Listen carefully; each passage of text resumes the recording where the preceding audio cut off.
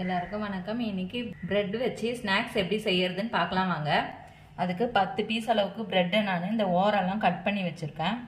1 cup அளவுக்கு தயிர், ஒரு பெரிய வெங்காயம் பொடியாக கட் பண்ணது, கொஞ்சம் கருவேப்பிலை பொடியாக கட் பண்ணது, 2 பச்சை மிளகாய் பொடியாக கட் பண்ணது, 3 டீஸ்பூன் அளவுக்கு ரவை, 4 டீஸ்பூன் அளவுக்கு அரிசி மாவு, ஒரு பிஞ்ச் அளவுக்கு சமையல் சோடா சேர்த்துக்கலாம்.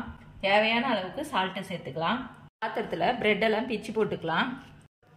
இப்போ ரவை சேர்த்துக்கலாம், அரிசி மாவு சேர்த்துக்கலாம், தேவையான அளவுக்கு சால்ட்டு சேர்த்துக்கலாம், ஒரு பிஞ்ச் அளவுக்கு சமையல் சோடா. இப்போ இது எல்லாத்தையும் நல்லா கலந்துடலாம்.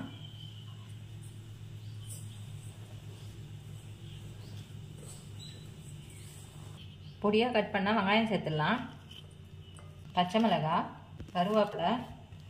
இப்போ கொஞ்சம் கொஞ்சமாக தயிர் சேர்த்து கலந்துக்கலாம்.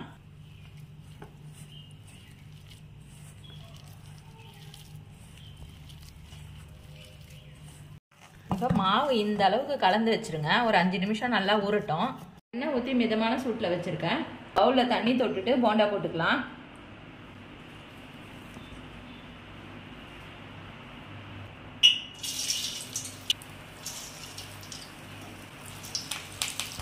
இந்த அளவுக்கு ப்ரௌன் ஆன பிறகு எடுத்துடலாம்.